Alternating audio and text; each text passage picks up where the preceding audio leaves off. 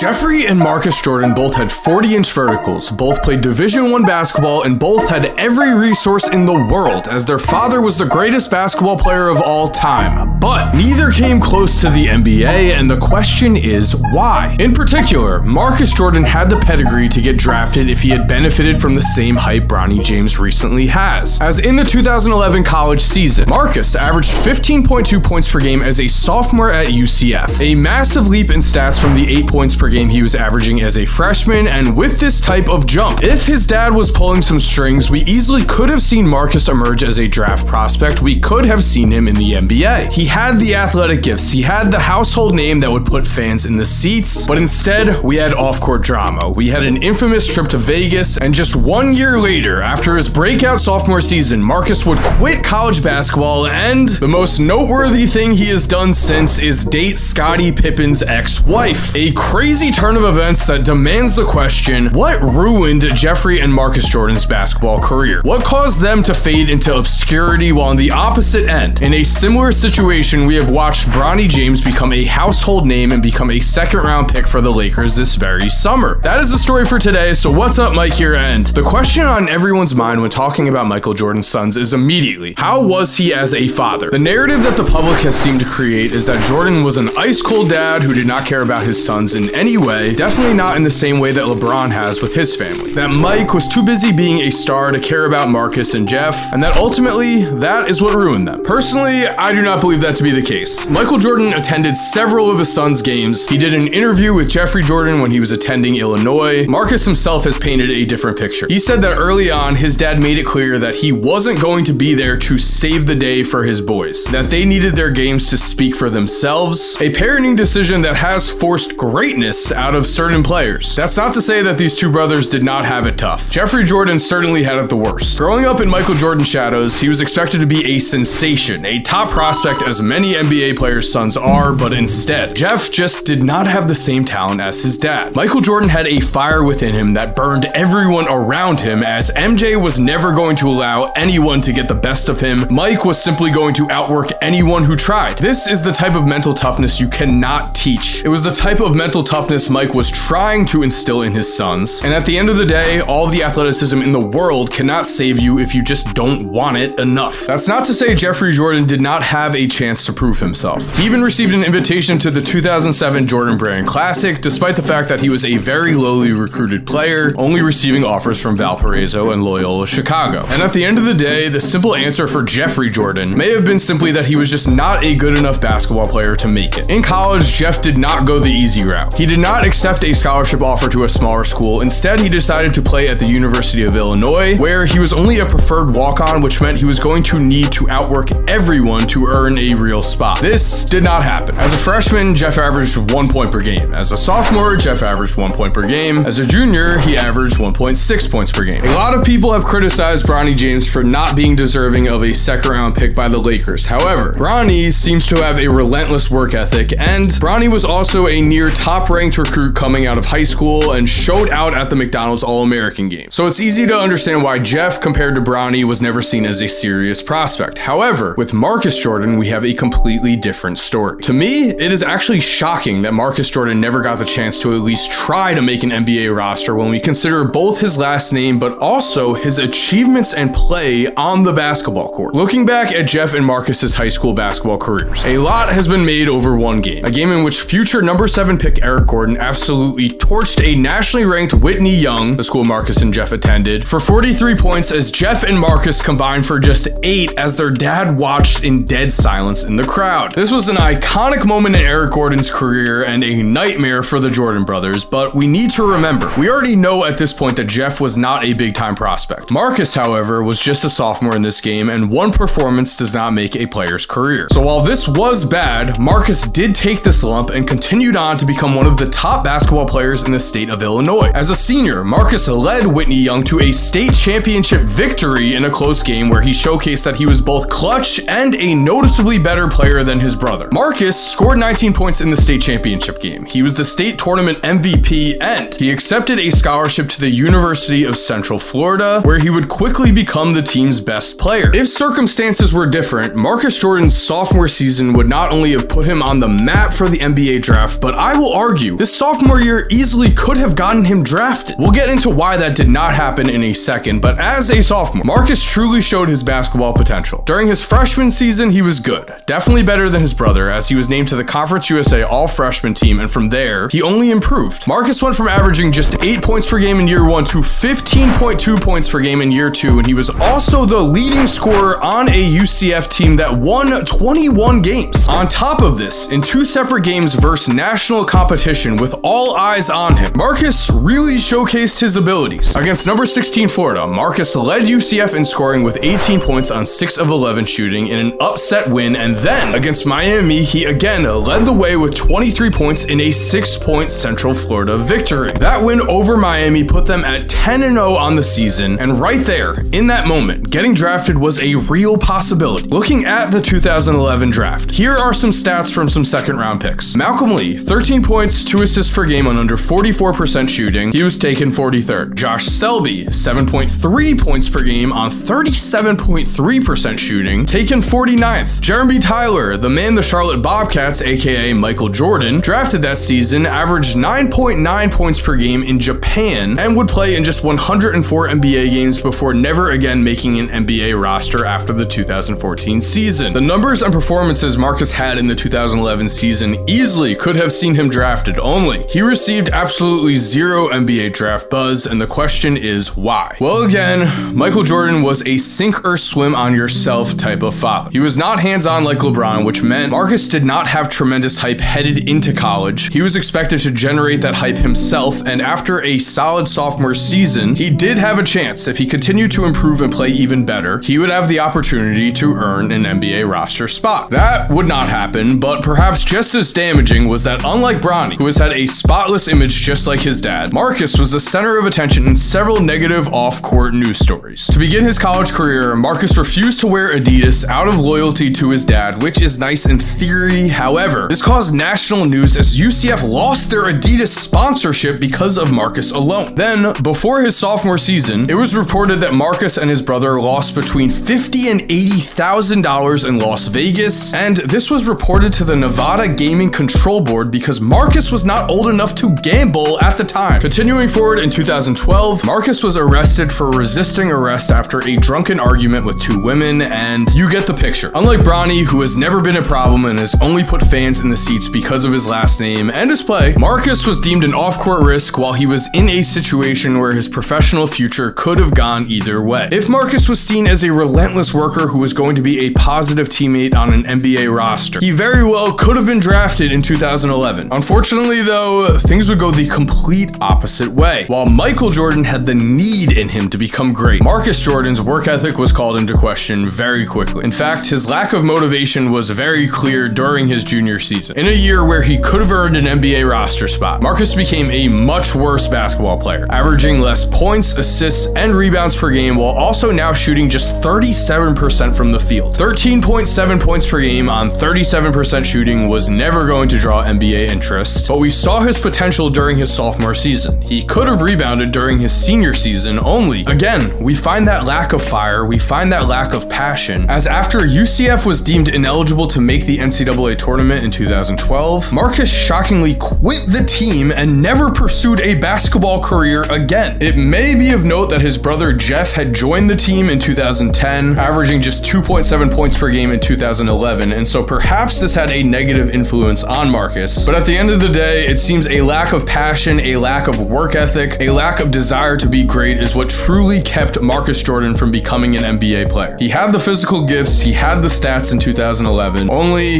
what he didn't have was a relentless desire to pursue a basketball career, instead opening a shoe store and in recent news dating Scottie Pippen's ex-wife. So there we have it, the answer to why Michael Jordan's sons never made it to the NBA.